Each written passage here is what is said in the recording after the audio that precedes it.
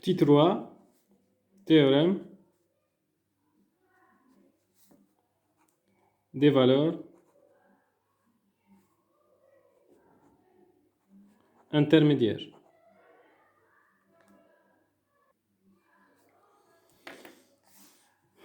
Soit f, une fonction définie sur i dans tout R, et soit a, b, d réel appartient à i, autrement f est défini en a et défini en b. De plus, f est continu sur tout l'intervalle i, donc f est continu sur l'intervalle i. Autrement, f est continu au point A et B et sur l'intervalle A, B. Avec A inférieur à B et f de A inférieur à f de B. F, elle est continue sur l'intervalle I et F, elle est continue sur l'intervalle AB. L'intervalle AB est inclus dans l'intervalle I. Soit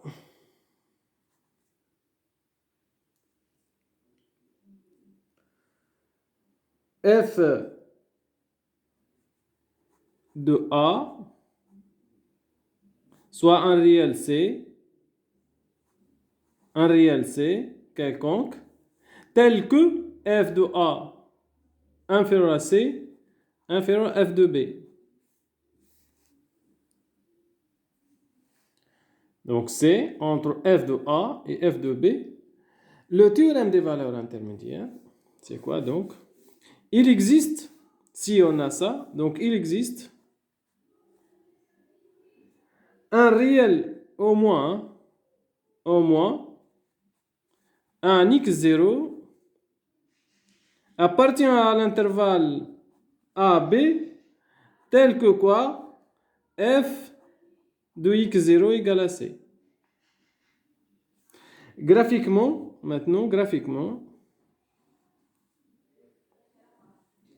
ça c'est une représentation graphique quelconque d'une fonction f de x, et ça c'est l'intervalle i, ok? Donc elle est continue, définie sur l'intervalle i, sur tout l'intervalle, soit par exemple ici a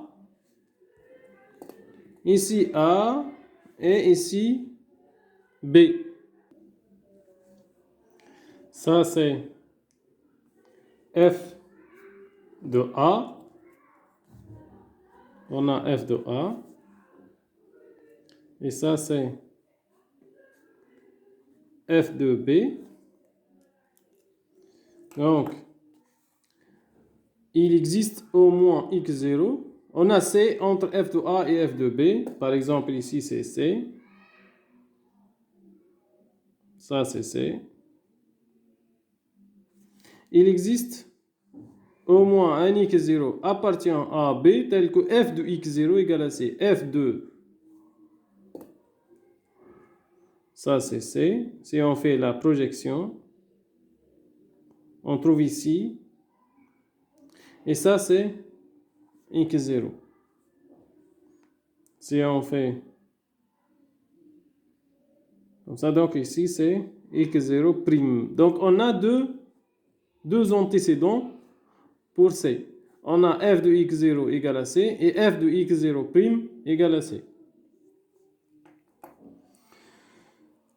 Maintenant, si f n'est pas continu sur l'intervalle AB, on va voir.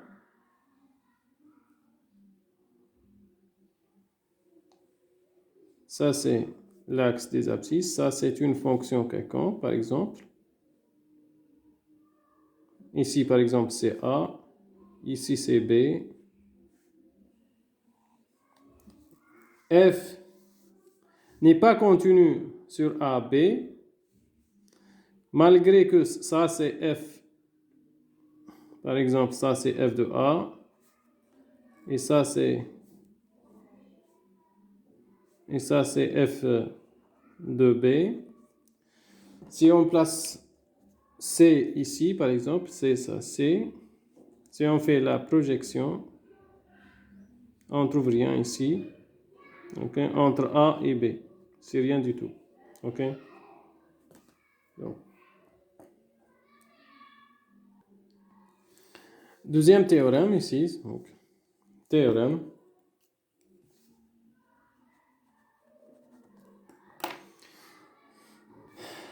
Si f une fonction continue sur I, définie continue sur I dans R, et si on a f de A inférieur à f de B, donc si x0 par exemple entre A et entre B, directement, donc on a f de A, c'est inférieur à f de x0, c'est inférieur à f de B. Donc ça c'est théorème. Théorème 2.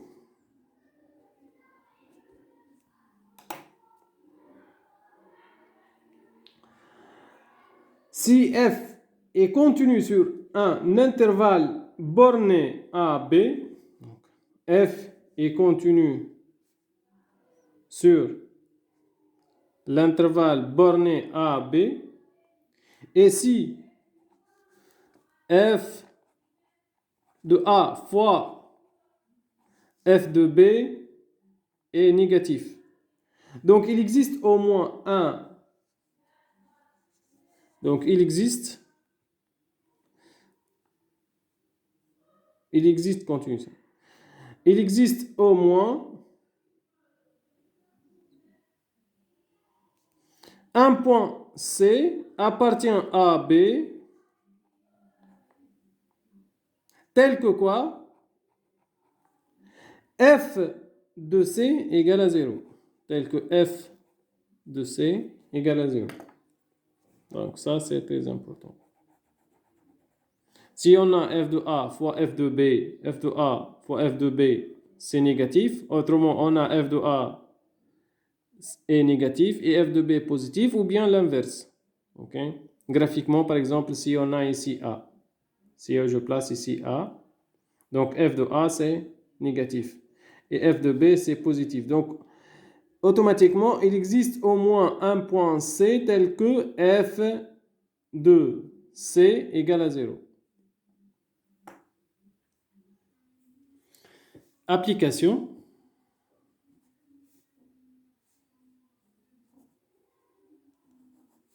Les valeurs intermédiaires, soit une fonction f de x égale x au cube moins 3x carré plus 2. La question,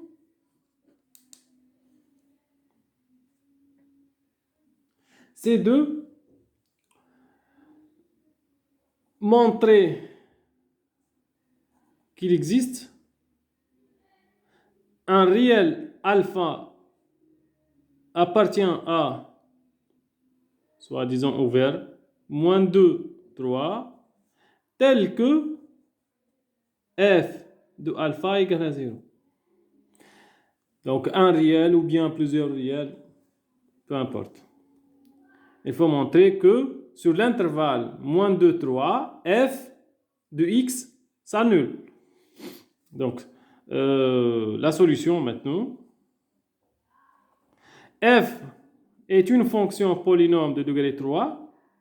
Sa domaine de définition, c'est total. Donc, domaine de définition de f. Le domaine de définition de f, c'est total. F est défini continu sur total, en particulier sur l'intervalle moins 2, 3. Donc f est continu sur toute R, en particulier sur l'intervalle moins 2, 3. Voyons maintenant f de moins 2. Donc, pour le théorème des valeurs intermédiaires, si f de moins 2 fois f de 3 inférieur à 0, c'est-à-dire f de moins 2 est positif et f de 3 est négatif, ou bien l'inverse, f de moins 2 c'est négatif et f de 3 c'est positif. Donc il existe un réel, au moins un réel alpha, appartient à moins 2, 3, tel que f de alpha égale à 0. C'est ça ce qu'on cherche. Calculons maintenant f de moins 2. F de moins 2, c'est moins 2 au cube, moins 3 fois moins 2 au carré, plus 2, ce n'est autre que moins 8, moins 3 fois 2 au carré, moins 2 au carré, c'est 4, 4 fois moins 3, c'est moins 12, et plus 2, ça fait moins 18. Ça, c'est négatif. Okay? On a f de moins 2, c'est égal à moins 18. Et f de 3, ce n'est autre que 3 au cube, 3 au cube, moins 3 fois 3 au carré, et plus 2. Donc égal 3 au cube moins 3 fois 3 au carré, c'est n'est autre ça, c'est égal à 0. 3 fois 3 au carré, c'est 3 au cube. 3 au cube moins 3 au cube, c'est égal à 0, plus 2. Donc c'est 2, c'est positif. Donc on a f de moins 2 est négatif et f de 3, c'est positif. D'où, d'après le théorème des valeurs intermédiaires, on a f de moins 2 fois f de 3 est négatif. Il existe donc au moins un x0 appartient à moins 2, 3, tel que f de, ou bien alpha, puisque c'est alpha ici. Donc il existe un réel, au moins un réel alpha appartient à moins 2, 3, tel que f de alpha égale à 0. Ça, c'est une application, petite application sur le théorème des valeurs intermédiaires.